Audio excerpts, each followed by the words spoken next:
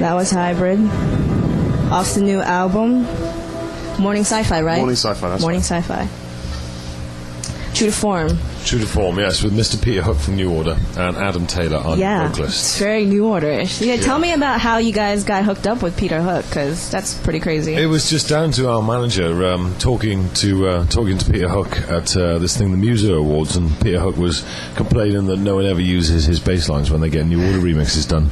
So our manager's like, well, I'll tell you what, I bet you the Hybrid chaps back home would love to use your bass lines. So he sent him True to Form, and Peter really, really liked the single. So he came down the studio, he did True to Form and Higher Than a Skyscraper, and he's done some live gigs with us as well, just for the fun, just because he can. So I mean, were you guys big New Order fans? Like, yeah, completely. Yeah? You can't not isn't be everybody a New Order fan? really. Probably. Of course, but just checking, Yeah, So- no, they're kind of they were one of the first bands to really kind of cross dance with Right. kind of indie or rock influences and make it work. right? But they're pretty legendary. I've got into New Order before I got into Joy Division, so I did it the other way around. I kind of picked up on them around about Technique kind of time, which was 82 or 91, 92, something like that. And then kind of went backwards from there, but no, they're great. I mean, they're a major influence, like them and Depeche Mode, kind of the two biggest kind of British acts that really sort of influenced us, I suppose. Well, from me personally, it still has like that kind of like the flavor of Hybrid from Wide Angle. The whole orchestrated, like the epic, the kind of swing. Yeah, we're good at epic. Yeah. Yeah. But I mean, tell me about this new record. I mean, why do you call it Morning Sci-Fi? Is there a reason behind the name? Just because basically the way that we approach our production is, if you like, quite scientific. We almost wear white coats in the studio. It took us 2 years to make this album. Every single noise on the album was made by ourselves, and we like to, and we used to work until really, really late in the morning. So I think we were listening to lots of kind of sci-fi film scores as well, things like Logan's Run and Escape from New York and all those kind of things. Just for kind of influences and just ideas, and we were listening to all the little bleepy noises and little sci-fi effects. Right. I thought those would be great, so we kind of made up our own versions of those and spent loads of time. When we put tracks together, we treat it as if we're kind of scoring to picture. So you've actually got kind of effects to set the mood and the tone of it. So just obviously without the picture, but just especially for tracks like Blackout, which we'll play a little bit later with Kirsty Hawkshaw. We've done a ballad. Finally done a ballad. It's our first one, but that's got tons of little tricks and effects and little sci-fi bits. So yeah, I was gonna say, like, have you guys ever thought about scoring like a film? Because most of your tracks, when I listen to it, it's kind of like a story. That's one thing. That's one thing we want to do. I mean, right. a lot of the way that we approach some of the tracks is almost like doing a film score. Right. We've got this vision, this picture in our head before we actually start making the noises for it and building the track. Right. So yeah, we'd love to do some film scores. It's something that we're just about to start doing. Actually, we've just signed to EMI in London. So if anyone can get us work, they will. And tell me about this new vocalist that you have going. Alan, well, he's actually from Birmingham. He's a really, really lovely bloke. He's about I think he's a year younger than me, so he's 27, 28. I mean, we're both 6'3", as we were saying earlier, and he's 6'7". He's absolutely enormous. So he should be a basketball player, but he's a lovely, lovely guy. But he's a really good songwriter, a really good guitarist, and it's cool because we're all kind of like learning to get. Obviously we've been producing for nearly 10 years now, so we should be all right at what we do. But he's working with him, it's great. All of a sudden we've got sort of a whole new set of musicians to play with. Right. It's great having talented people to work with. So no, he's great. He's really, really cool. But you'll see him and meet him in person in November when we come back and play live. I mean, how'd you guys hook up with Adam then? It was through a mutual friend at our record label that handed a tape to us, and he was just like, check him out. And we listened to it maybe a year ago. And we were like, yeah, it's good. Yeah, not quite for us. Yeah, we didn't know what we wanted at the time. And then we went back to it 6 months later. We're like, how do we miss this one? Got on the phone to him, like, come and meet us. We met him in London and got him down to the studio in Wales. And after we had a bottle of wine and some pasta, and we just at the kitchen table at the studio just started playing guitar. And we're like, right, we'll have that song, we'll have that one, right, change that one, we'll have that one as well. And just recorded loads of his stuff, and it's really easy, very natural process. Right. He's so easy to have around, he's great. Right. I mean, in the last album you had Julie Cruz as your vocalist, your lead vocalist. Yeah. I mean, but how important is having a song, like the format of a song with lyrics, with a voice and whatnot? Because most of your tracks, there are vocalists in there. It's not a straight up dance record. Completely, yeah. I think it is really important. I mean, firstly, the main big difference between the two albums Julie Cruz was a guest on the last album, so it's very much our tracks and we'll bolt on vocalists. Whereas Adam, we built the tracks from the ground up with him, so it's much more of a band feel. We're trying to make it kind of feel all encompassing. So from now on, we'll actually do a lot more writing. We're actually going to start playing for the third album. We're actually going to start playing live and do just a lot guitar of guitars and record that. Yeah, mic on bass. Oh, when we play live, there's like 4 guitars lined up on stage. There's a live drum kit. Two sets of keyboards. There's amp racks. There's Marshall stacks everywhere, and it's it looks like a proper rock band. We're doing sort of heavy dance. Really Cool. Do you guys want to play another track off the new record? Yeah, I was just having a little look. This is another one that Adam's done. This is more of a breakbeat monster, Out of the Dark. This was kind of done after we were one night in Fabric listening to Andy C. So, Andy C. Yeah, and we were quite scared at the time. So. Yeah. I would be too. This is Andy C. rocks. Out of the Dark.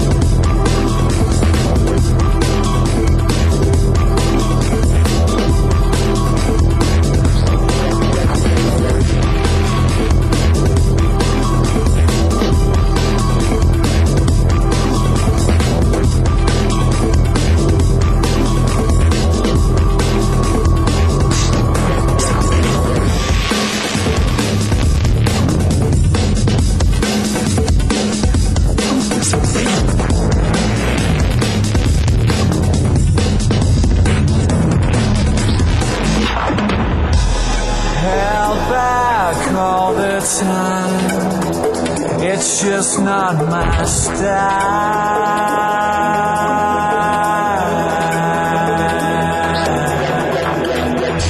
Stand straight, face the front. You only break out once.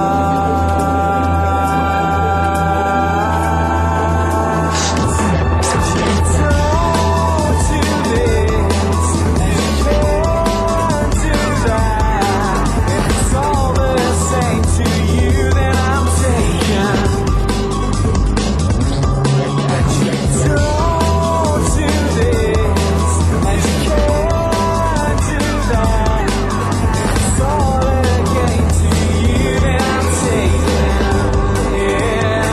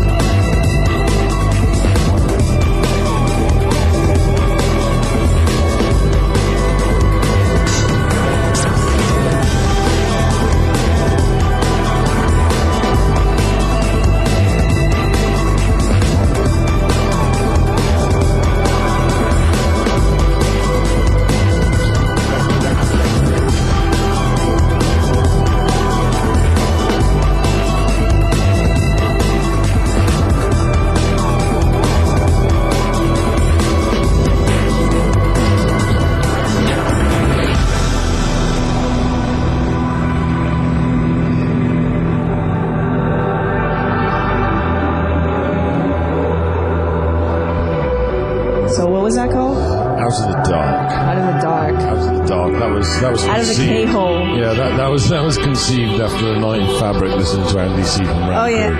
Crew. We were terrified and went home and wrote that. It wasn't as terrifying. It could have gotten darker, you guys. Could have made it a little bit scarier. Well, we thought we didn't want to alienate too many people, but we can go darker than that. But that's album 3. Oh yeah, I read in a press release that this album is a bit darker than the last one. Like, why? You got a midlife crisis? What's going on? I just think our sound's a little bit more mature, a little bit more grown up. Maybe we've spent such a long time in the music industry that it's a little bit darker because we've. How many years have you been de-virginized? We've been writing tracks and kind of fiddling and just putting records out for about 11 years, but Hybrid's really only officially been going for what? 6 years. Salud. 6 years, yeah. 6 years.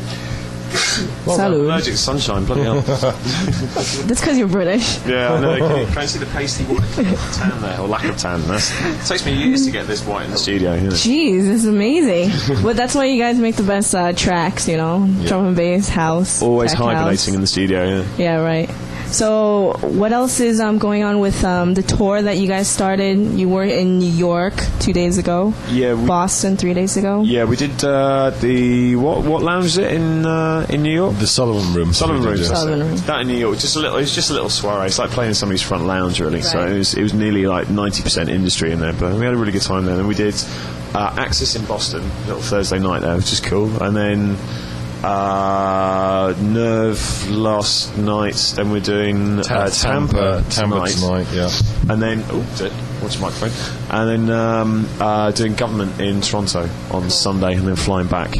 So this was just purely like just kind of a media tour? So yeah, pretty much. It was a media tour with some DJing sort of bolted on. Right. Yeah. So how long did it take you? I mean, the last album came out in 2001, 2000? 99, actually. 99? Yeah, I know. September 99. So time fly? This is actually... Jeez. I think we released the first album 21st of September 99, and this one in the UK is coming out 15th of September 2003, so it's nearly exactly 4 years later. Wow. I know, it's a bit of a long gap, actually. You guys are slackers. Yeah, do you know what it was? We went DJing for 2 years and had loads of fun. Yeah, we had enormous amounts of fun on the road, so we had a bit too much fun, and now we're kind of regretting we took so long doing the second one, but we want to finish the third one by hopefully by end of next year, really. So we're only going to leave it like 18 months in between albums from now on. But you guys do also like little side projects. I know your alias is Electrotech. That's right, yeah. And I don't know, do you do also like... I have no alias, I have a family. Your dad, that's your alias, your father. I am Disco Dad, yeah. But what about Electrotech? Tell me about that kind of side project. You still have like no social life, right? Just because like, well, it's, like, no, hybrid a little bit. I mean, basically, Electrotech really came about because it's our studio and production company name. Right. And we did, I did this track while we were on the road coming back from, I think I worked on it while we were in Australia in like 2000. And just doing it, works on it on a laptop. But then I've got these vocal samples over the top, and with all the hybrid stuff, we always kind of write the original tracks. We just want to make a point of not regurgitating old music and kind of using like Fatboy. And there's nothing wrong with the tracks that Fatboy Slim does, but he does take samples from here, there, and everywhere. And we wanted to just make sure all the hybrid stuff was completely and utterly original, because there's not really enough original stuff coming out. So from the stuff that we've heard, so we really want to make kind of proper records. But that one, because it had vocal samples on it, it didn't really fit in with hybrid, so we decided to kind of put it out as that. But it's kind of like the hybrid cast-offs that don't sound quite right. Still like kind of break beat-ish. Yeah, kind of. I mean, Chris has got a little imprint he's going to start doing with sort of nice techie, funky house. Dirty house.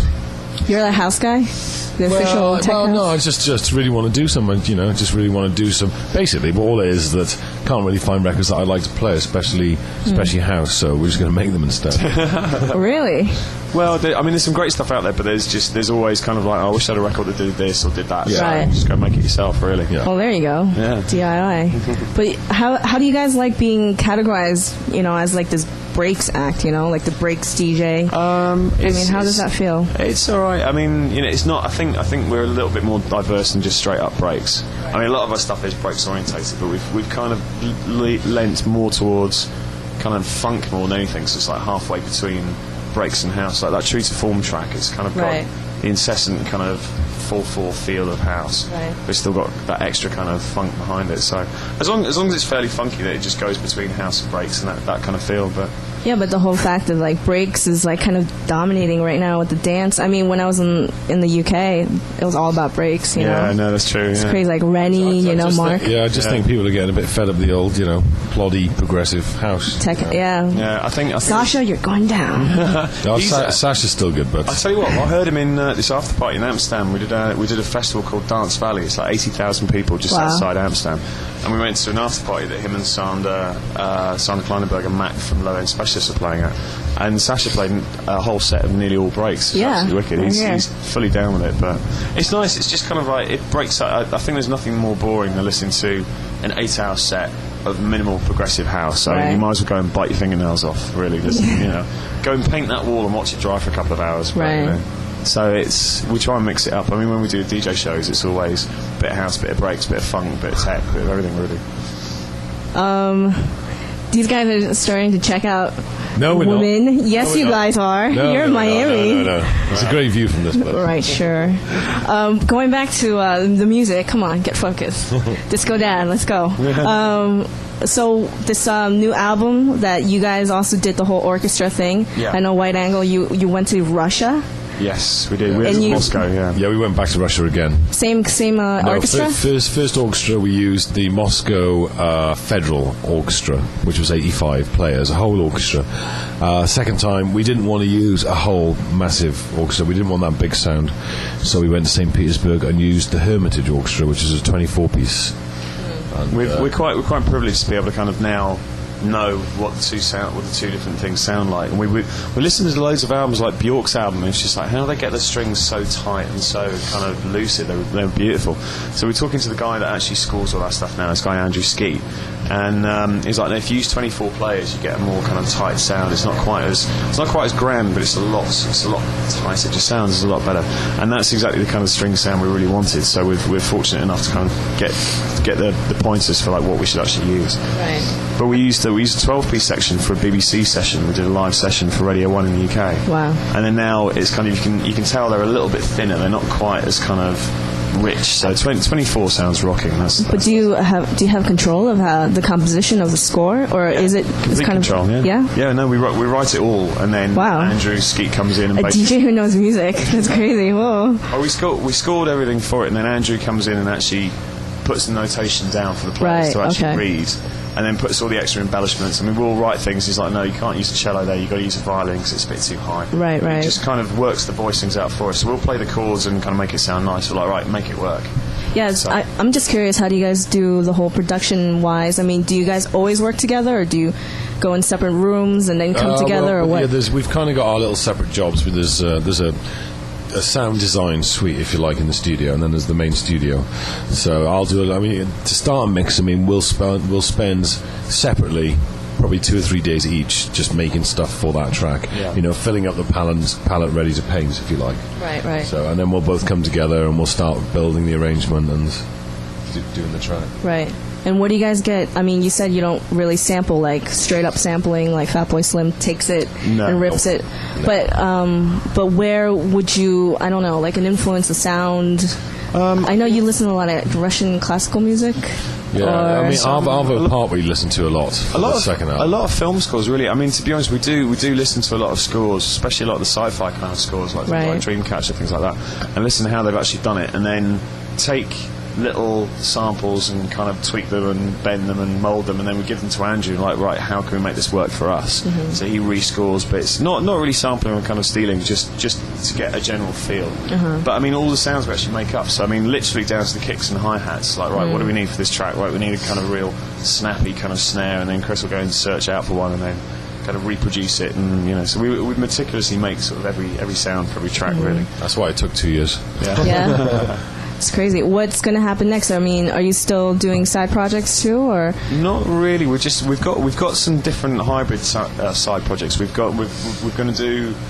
Well, basically, we're going to do little sound system albums where we get different vocalists in, and we're going to lean very heavily on the hip hop side. We really want to do like a 6 or 7 track. It's cool. Kind of all new school. Yeah. Kind of style breaks, but played live, so we can do it as a live band. So we've got live drummer, live bass, live brass, live guitars, everything else, and then put all that kind of freaky sound effects around it, and then get like 6 or 7 MCs to come in and actually do vocals and chop it up and just do a real kind of big fat album, but just as like a 6 or 7 track before the next main album. Wow. So we've got loads of little side things to do, but hopefully we've got some, fingers crossed, we've actually got some good score work coming up.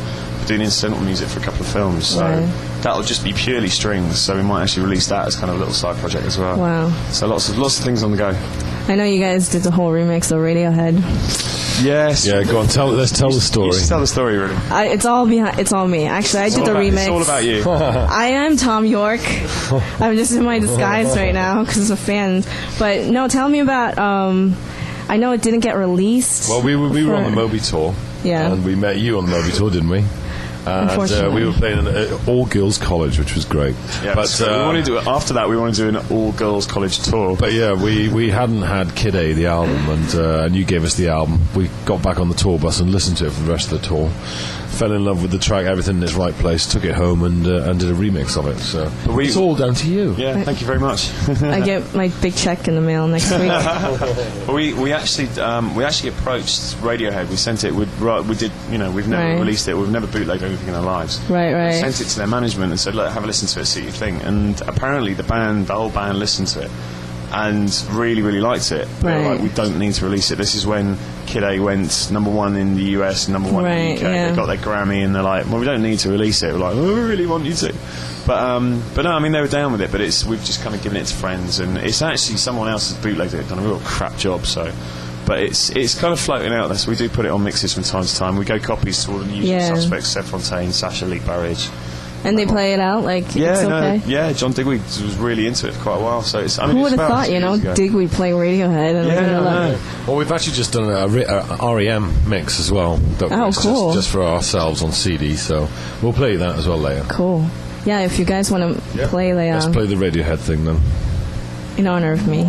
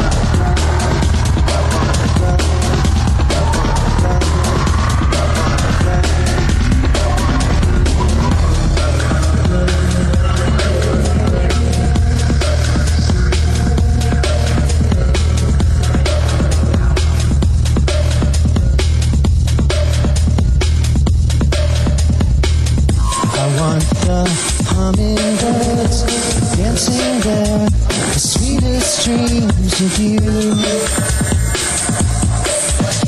I'm looking to the stars, I'm looking to the moon. I'm pushing an elephant up the stairs, I'm tossing up punchlines that were never there. Over my shoulder a piano falls, crashing to the ground. I'm breaking through, I'm bending smooth, I'm keeping flowers in full bloom. I'm looking for answers from the grave, answers from the grave, answers.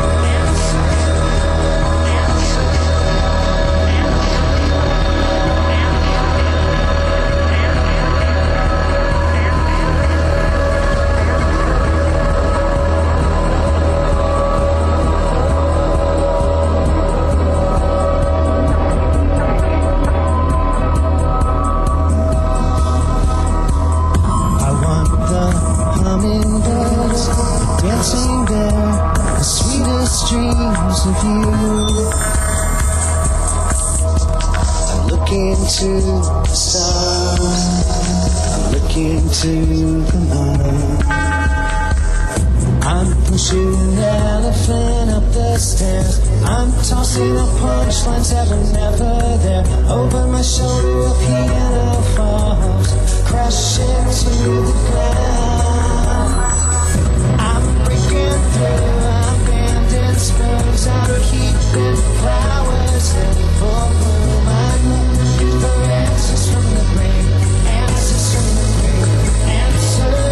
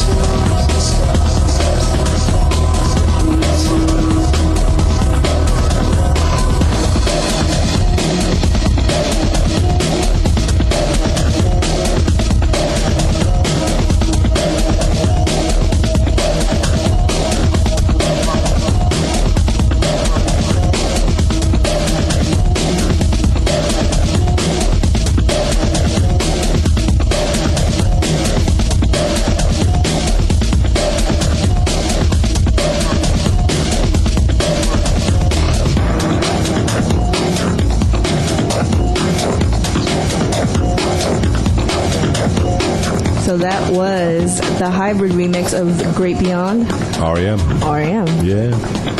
So has Michael Stipe listened to it yet? Well, not yet, but I'm sure he's going to hear it. Yeah. I mean, we kind of just done it for ourselves, just to play out, really. You know, like I was saying earlier, you know, I just want to do some house stuff just because can't really find a lot of stuff. Sometimes we just make stuff just because we want to play it out, like Radiohead. You know, it's just like. But how do you guys get the rights for that? Don't you? Isn't Well, we someone don't. that, like, I mean, basically, it's our own bootleg that we don't give away to. You know, we give it away to maybe Sasha and Lee Burridge and like DJs, but that's as far as it goes. Really, we're certainly not pressing up and kind of making money off it. So I mean, right. You're more than anyone can kind of take something and put it onto a CD. It's not illegal to do that. Right. But as long as it doesn't get out and about, I mean, it's fine for radio and things like that. I mean, it's R.E.M. still get their royalties, but I mean, we've never kind of we've been bootlegged ourselves. We know exactly how it feels. Right. And it's not pretty. Somebody's just made 10 grand off your back. Right. So, but it's we just do it for ourselves. I mean, sometimes they get released, sometimes they don't. The Radiohead one, you never know. We might be able to get it on another remix and additional at some point. We'll just have to see. The R.E.M. one we're going to send to them and see what they think of it. But we just did it for ourselves. But the Future Sound London Papua New Guinea mix we did, right? That was another one. We just did it for a radio show, and then it got released and even got into the UK charts. I know you guys have like a long history of remixing crazy artists like Alanis Morissette. Yeah, no comment. We've done 115 remixes now. 100 what? 150? 115. 115. Yeah. Jesus. So what's the next band that should I give you a list of bands? Maybe you guys want to. I think we're actually chasing remixes now. We're actually trying to find bands. We're after Placebo. We'd like to do a Placebo. Yeah, Placebo would be great, and and Jane's Addiction. We'd love to do Jane's Addiction. The new Jane's Addiction or the old Jane's Addiction? Yeah, the new. The new. The new album. Yeah. What's that track? The Riches. It's just amazing. It's well, Perry Farrell probably has your record in his record box right now. Well, he's actually. We found out the other day we're on the same DJ agency as him, Chaotica. We're like, great, give him a CD. He's going to be our new best friend. So no, those guys are just out of control. They're so good. I've fallen in love with it. I've never bought one of their albums until this new one came out. Really? Yeah, and I did that. I mean, we did that with Radiohead. Kind of got into them at Kid A and worked backwards. It's like OK Computer and then the Banes. Yeah. Still haven't got Pablo Honey, but. I mean, what did you guys grow up on? Like. Oh, Pink Floyd's, Vangelis, Blade Runner, Star Wars themes. I was more kind of Isaac Hayes and Stevie Wonder and all that kind of old school soul. Yeah. Soul and funk. So, what do you have, like, your prospect for this new record that's going to come out, Morning Sci-Fi?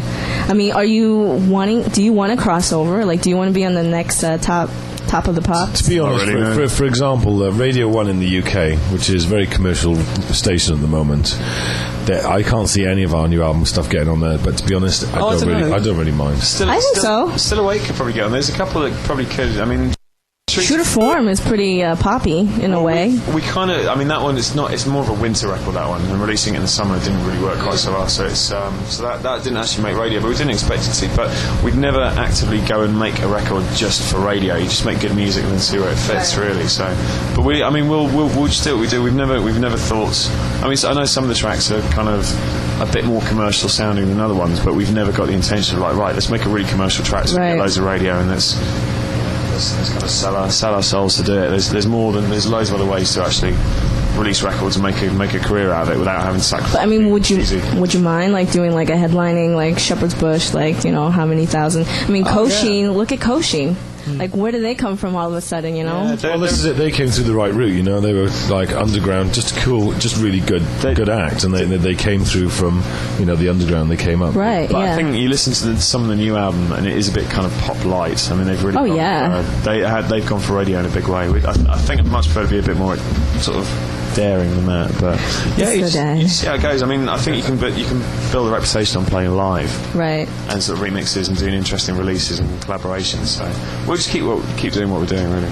So how's it going to be the tour for in November? You're going to come back to America? Yeah, we're going to be here for a month touring with the band. I think it's going to be us, Dub Pistols, and cool. It's going to be like a distinctive hybrid tour.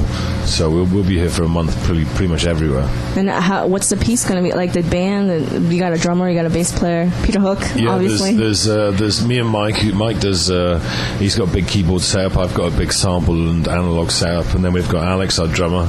We got Tim Hutton, who's our bass bass guitarist and acoustic guitarist, and then we've got Adam Taylor, the vocalist, who does lead guitar as well. So there's quite a lot going on stage. It's a band. Yeah. So you got a band tour bus. Yeah. There's like 4 guitars lined up on the stage where we come on. There's loads of stuff going on. It's cool. I mean, did you guys expect maybe like electronic music to kind of expand on that too, and it's not strictly the turntables and maybe like a little... I think that's exactly what it needs. You know, it needs people to do electronic music, but do it in a more live environment. You know, it just makes for a more interesting show. The opposite of all these pathetic laptop shows. I just can't understand why people do that at all. I think if you're going to do a live show, you've got to have something to actually watch. Right. I was watching musicians interacting and kind of feeding off them. So one guy behind a laptop just kind of pressing a button. This just doesn't really work. Already pre-sequence. You kind of yeah, it's like you hit play and you dance around behind it. Well, that's what basically DJs kind of do in a way. You know, put on a record and there's a skill to DJing, but it's at the end of the day you're playing 2 records. You know, I mean, there is an art to actually making a club night work, and it is all about the music and the right environment. Right. But at the end of the day, it is just that. I think we get a lot more out of playing live.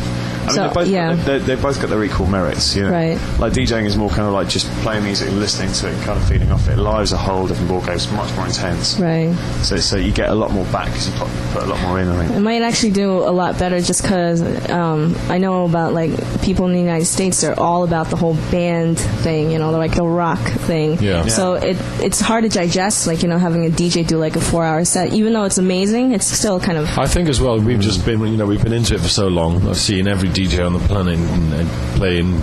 We've been to every club, and it's just nice to be able to do a live show as a big band. Right. You know. I mean, are you looking for like alternative venues, or is it strictly going to be like a club thing? Not strictly. I mean, the thing is, we don't want to scare off too many kids by going to pure rock venues because they're going to be like, oh god, we don't really feel comfortable there. So you've got to find a happy medium. You've got to find somewhere where they can do, where there's been kind of DJ shows and there's been kind of rock shows, and you've got to find somewhere where it won't alienate any particular crowd. Right. But I think you've got to go for live arenas. I mean, clubs aren't necessarily set up very well for live. But I mean, the ones that are set up, I mean, Government's a perfect example. They're perfect for live because it's in one of the stages is an old rock venue. Right. So yeah, we just find the right spots really and rock out there. And so this record is going to be released when? Tell the audience. Over here is October the 14th, I think. 14th? Yeah. And in the UK? September 15th. And it's going to be basically distributed all over the world, right? Yeah, pretty much. We're going to start with the UK and America, then it's going to get released in Asia and Europe, and then Australia. Right. So yeah, it's going to get pretty much everywhere. The burritos came from the burritos have arrived. Oh my god! Starving. All right, so you guys want to put on a long track so you guys can eat? Put Blackout. Should we put Blackout? Yeah, I was going to say that. All right. So this is the last track on the album, Blackout. This is Kirsty Hawkshaw, and it's I love Kirsty. Yeah, it's just a really, really, really nice song and a nice piece of music. You know, I don't know if it's dance music, but you said the first ballad. Yeah, here we go.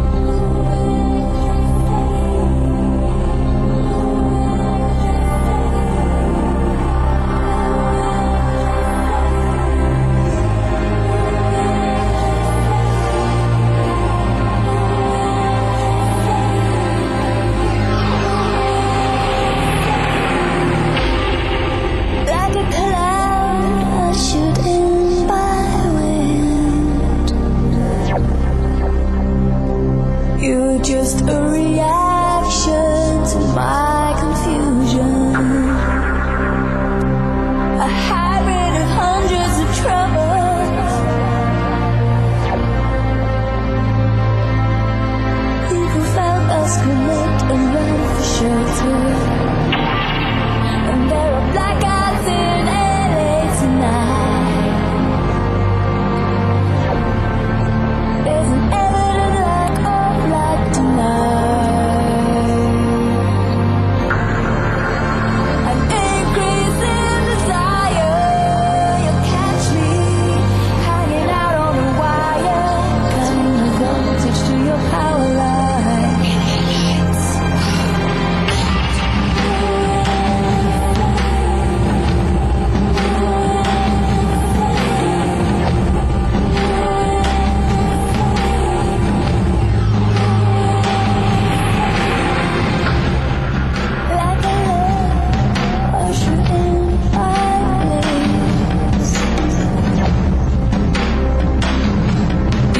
came to me like a realization.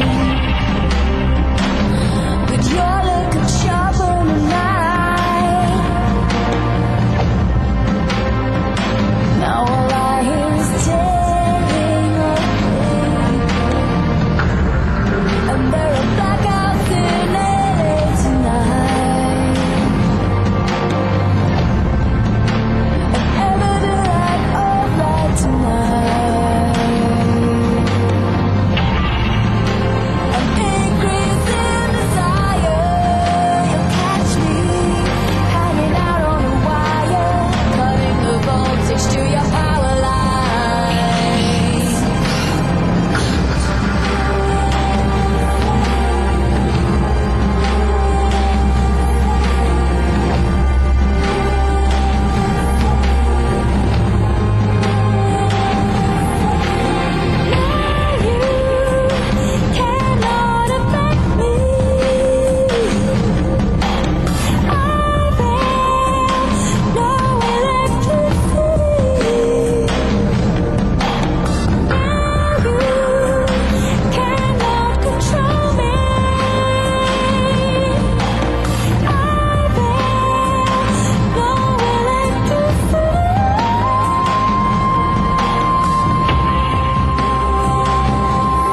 You cannot control me. I feel no electricity. Cannot affect me. I feel no electricity. Now you cannot control me. I feel no electricity.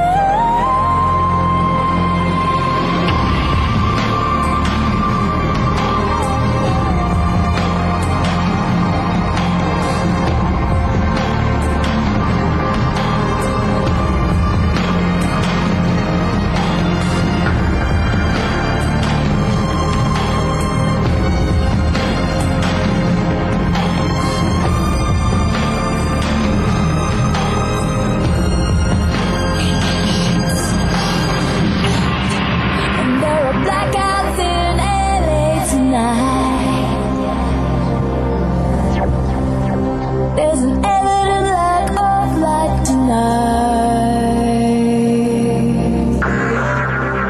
an increase in desire. You'll catch me hanging out on a wire, cutting the voltage to your power line. Lights go out. That was Hybrid with Kirsty Hawkshaw and Blackout, last track on the album. Modern last track on Sci-Fi. the album. I guess it's appropriate that's the last track because you guys had your burrito and you're going to get a lot of gas because you ate it really fast. But yeah, so where can people check you out? Like you're heading for Tampa Well, tonight? we're just about to launch. We got a new website launching, and it's www.hybridsoundsystem.com. It'll be up and running in about 3 weeks, and it'll tell you everything you need to know, really. Cool. And you guys going to Tampa, right, tonight? Tampa tonight, and then Toronto Sunday night, Cool. and home.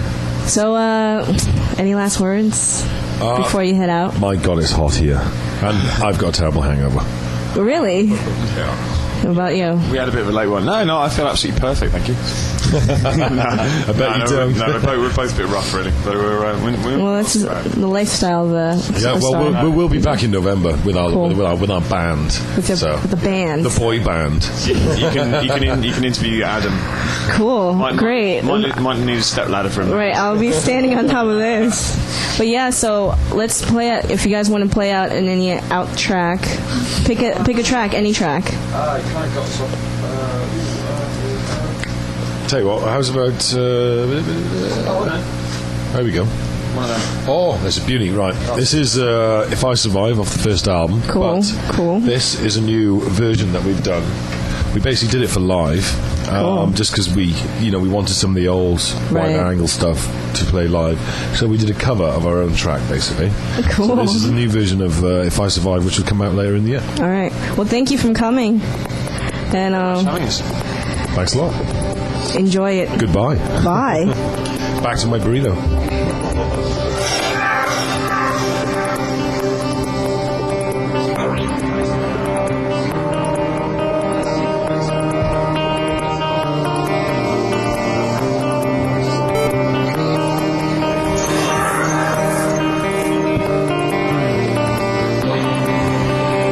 Breathing shallow, I'm slipping away.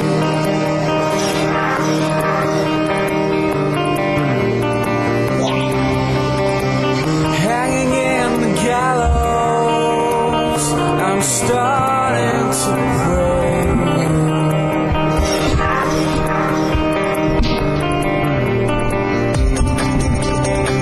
So what if I survive and live to tell the truth?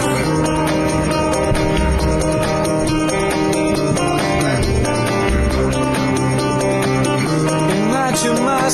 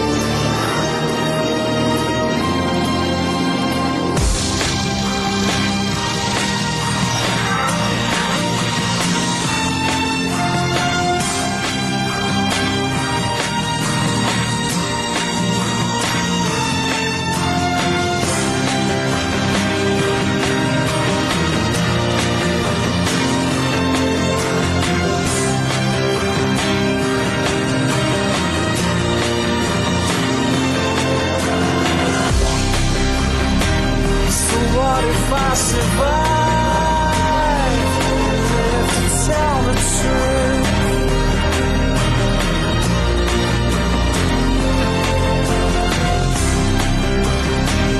Imagine my surprise.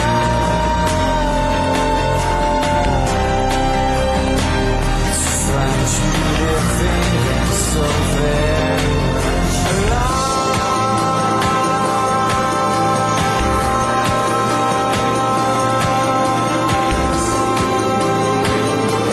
But I swear you're going down if I survive.